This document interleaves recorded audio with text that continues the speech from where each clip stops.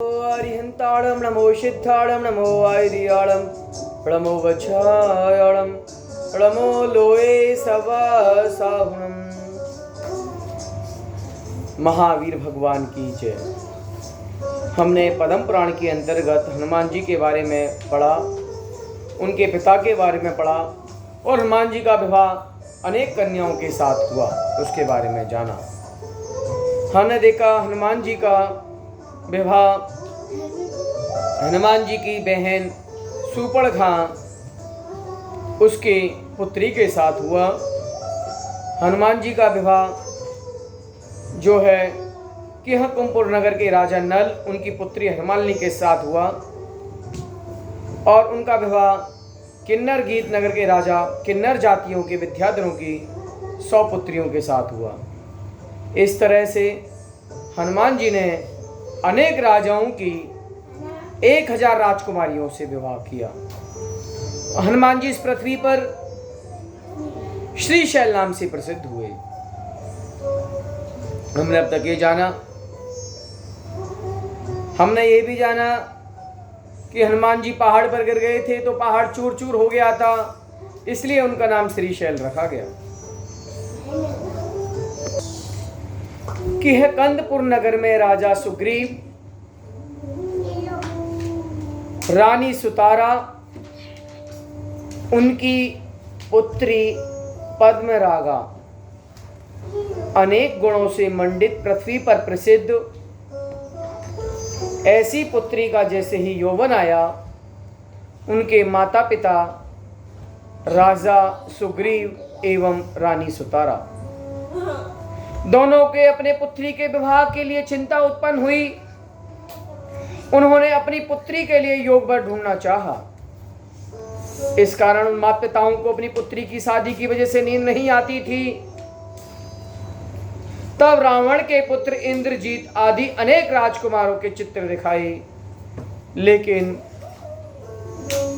राजा सुग्रीव रानी सुतारा उनकी पुत्री पद्मरागा को कोई भी वर पसंद नहीं आया।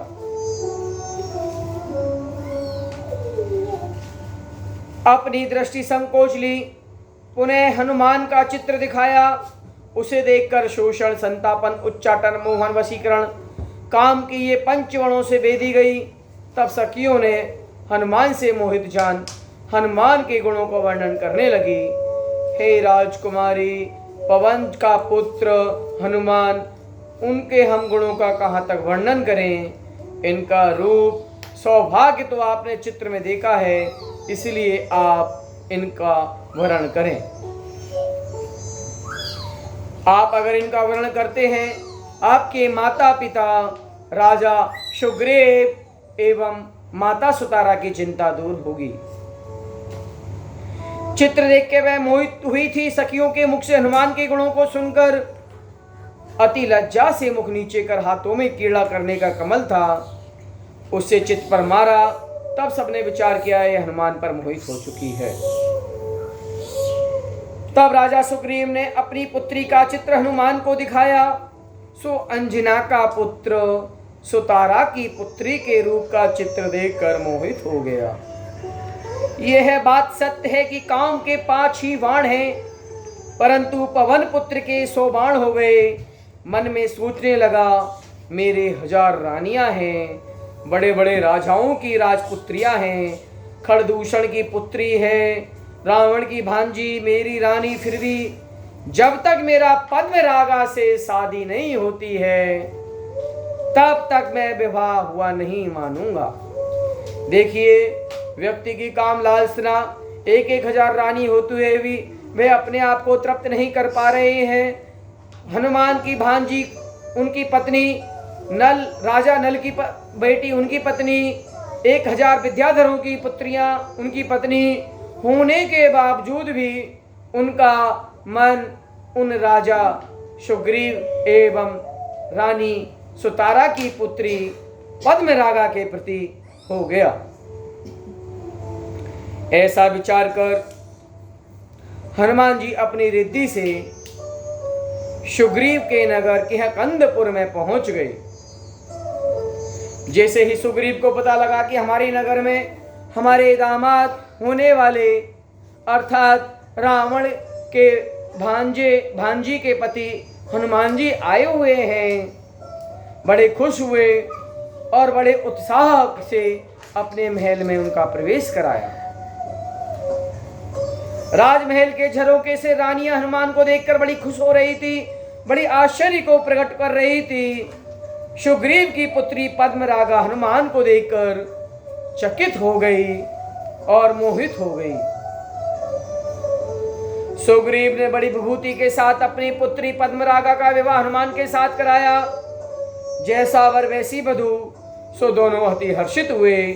अपनी रानी सहित हनुमान जी अपने नगर में आ गए। राजा सुग्रीव रानी सुतारा पुत्री के वियोग से कुछ दिन तक वियोग में रहे, शोकपूर्ण रहे। हनुमान जी महालक्ष्मी मान संपूर्ण पृथ्वी पर प्रसिद्ध ऐसे पुत्र को देख पवनजय और रंजना महासुखी हुए। रावण 3 खंड का अधिपति, हनुमान जैसे सुवट विद्याधरों का अधिपति लंका नगरी में सुख से रहे। महासुंदर 18,000 रानियां उनके मुख रूपी कमल का भ्रमर हुआ करती थी। धीरे धीरे आयु व्यतीत होती गई। जिसके एक स्त्री रूप आज्ञा रहित तो वह पुरुष पागल जैसे रहते हैं। जिसके 18,000 रानियां हैं, पतिव्रता हैं, आज्ञाकारिणी हैं, लक्ष्मी समान हैं, उनके प्रभाव का क्या कहना। ऐसा रावण 3 खंड का अधिपति, अनुपम कांति का धारी, सभी विद्याधर भूमि गोचरों का आज्ञाकार करने वाले सभी राजाओं ने अर्धचक्री पद का अभिषेक किया और अपने स्वामी को माना।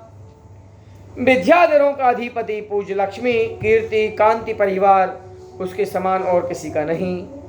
राजा दशमुख चंद्रमा समान बड़े बड़े पुरुषों से मंडित, हर्ष को उत्पन्न करने वाला, किसी को मन को नहीं हिरे, जिससे सुदर्शन चक्र, सर्व कार्य सिद्धि करने वाले, देवातिष्ठित उदंड, प्रचंड न प्रवर्ग, आज्ञा नहीं माने तो उनका विध्वंसक, अति देप्यमान अनेक रत्नों से मंडित, दंड रहित दुष्ट जीवों को काल समांतर भयंकर उग्र तेज जिसका जैसे बिजली का समूह ही हो, ऐसा आयुशाला में प्रकाशित हो रहा वह रावण 8वां प्रतिवासुदेव।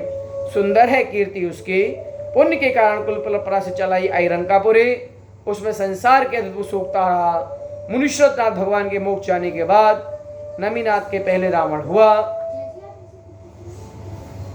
अज्ञानी पुरुषों ने उसका कथन नाना प्रकार से किया है, हमें नहीं मानना चाहिए। रावण एक शाकाहारी व्यक्ति था, वह मांस भक्षण नहीं था, लेकिन अन्य धर्म शास्त्रों में रावण को मांस भक्षण बताया है। वह अन्न का आहारी था। सीता के हरण का अपराध किया, इसलिए मारे गए और इसलिए वे आज नरक में कष्ट भोग रहे हैं। कैसा है मुनीश्वरनाथ भगवान का समय, सम्यक ज्ञान चरित्र की उत्पत्ति का कारण बहुत समय हुए, बहुत वर्ष बीते, इसलिए तत्व ज्ञान रहित विषयों जीवों ने बड़े पुरुषों का वर्णन मिथ्या रूप किया। ऐसे अविवेकी मंदभाग मनुष्य पाप कर्म को बांधते हैं। ऐसा जानकर स्तरणिक इंद्र चक्रवर्ती आदि के द्वारा वंदनीय जो जिन भगवान के द्वारा कहा हुआ शास्त्र उसे धारण करें, जिन शास्त्र से सुनने से वस्तु के स्वरूप को जानकर मिथ्यात्व रूपी कीचड़ को दो। जावाणी के ज्ञान ते सूजे लोग स्ववाणी मस्तक नमो सदा दे तो हो हे जिनवाणी भारती तो जपो दिन रे जो तेरा शरणा गए सो पावे सुखचैन। नमो रीम ताड़म नमो सिद्धारम नमो आर्य नमो ज्ञान नमो विश्वासाम।